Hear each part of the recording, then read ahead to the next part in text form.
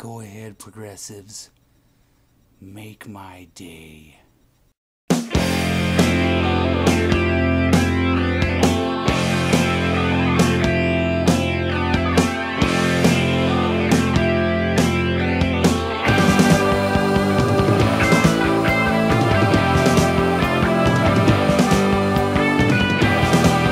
We both know that I have to kill you now. You'll just have to imagine the fire. About the whole no guns thing. I'm not sure I feel as strongly about it as you do.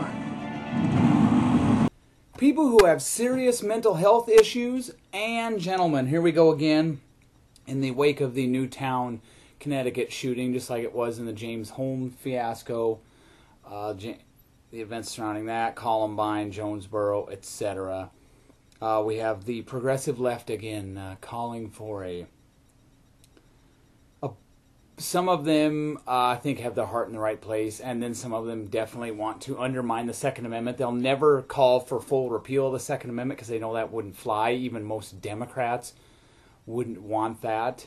But under the guise of supposedly sensible gun control regulations, and many of them do, especially elected Democrat politicians and a few Republicans, well, two of them that I can think of from the past, who are no longer in the Senate. Chafee and Mike DeWine were big gun grabbers.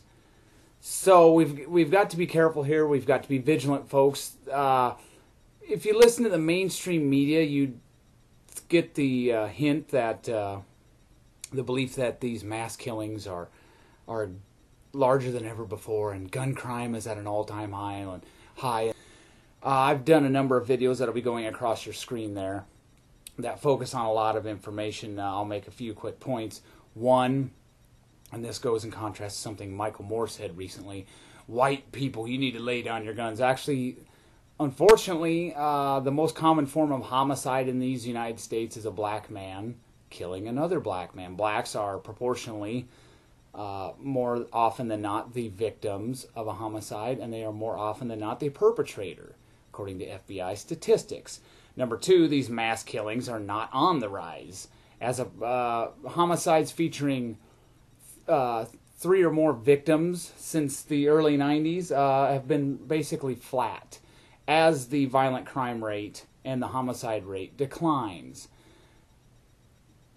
Since the early 90s, over 30 states, late 80s and early 90s, over 30 states have added shall issue to residents and non-residents concealed carry laws.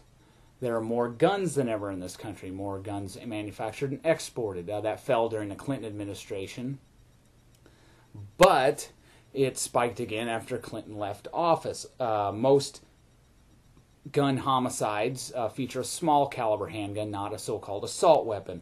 An assault weapon, a lot of them even going by what the Clinton administration defined it as, once you add 2 cosmetic features such as a pistol grip or a bayonet lug or a barrel shroud, then it becomes an assault weapon. But that doesn't make it any more dangerous.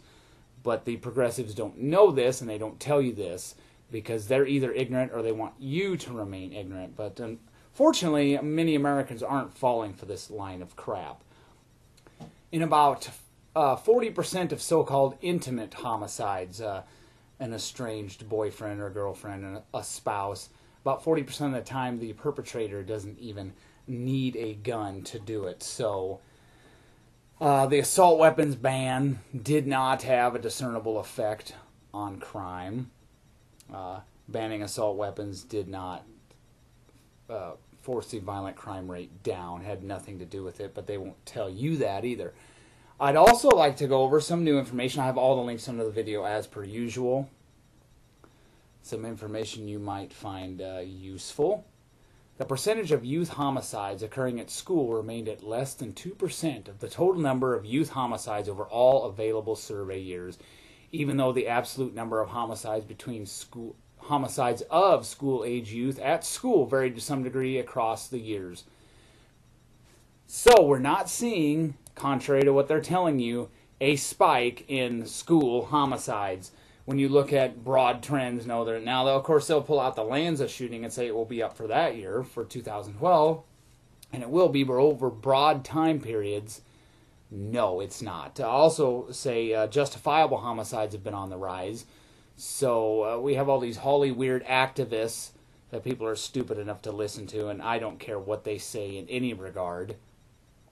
Gun violence in the form of somebody getting shot while committing a felony, I see nothing wrong with that. That's been on the rise too, but they don't tell you that. Your child is more likely to drown in a family pool or a spa than be shot at school. Rate of victimizations per 1,000 students, that's trending downward. It was high during the 90s, but from 2000 on, it has slowly trended downward. And even serious violent crimes per 1,000 students. If they bring up raw numbers, well, you've got to look at it per capita. And unfortunately, there's some progressives that don't know the difference between raw nominal statistics and per capita. Again, drowning deaths and injuries claim more lives of children older than 5 than gun crimes at school. So disarming everybody isn't going to solve the problem. As I went over, you should, if you haven't watched those videos I referenced, excuse me, in the beginning, then you should watch those as well because I go over a lot of information there. Now, the statement that more guns equal less crime is harder to prove than you would think, but considering how violent crime statistics and homicide have been trending down, it's hard to make the argument that more guns is necessarily equaling more crime. Again, the media hypes everything. This 24-hour news cycle hypes it and makes it seem like it's worse than it is. In Virginia, that's not the case. At the request of the Times-Dispatch, Baker examined 6 years of data compiled by the Virginia State Police through the Virginia Firearms Transaction Center that breaks down the number of gun transactions for every federally licensed firearm dealer in Virginia. It includes the number and types of guns they sought to sell based on requested state background checks of the purchasers. Then Baker then compared the data with crime state figures for those years, and it's hard to prove from those stats. You can see them moving in the opposite direction as the number of guns in Virginia has skyrocketed. Violent crime in Virginia has gone down. In conclusion, folks, don't believe the hype. Don't believe these Holly weird celebrities who are telling you that, making you think that violent crime and homicides at schools is skyrocketing. Violent crime and homicide here is skyrocketing. It is not. If their perception that more guns equals more crime were true, we would see we wouldn't have seen the decline in violent crime and homicide over the last 20 plus years that we've seen. And again, see those videos I referenced at the start of the video. There's a lot of, they don't cover a lot of this info because it's all short, you know, it's all subliminal messaging, it's all pre-packaged and short generalized stupid arguments, but they don't get into the details because they're jackasses. So don't believe the Holly weird left. Get the facts on this before you start making knee-jerk decisions to engage in rampant gun control. Don't listen to people like Michael Moore, who obviously hasn't looked at violent crime statistics. Have a nice day.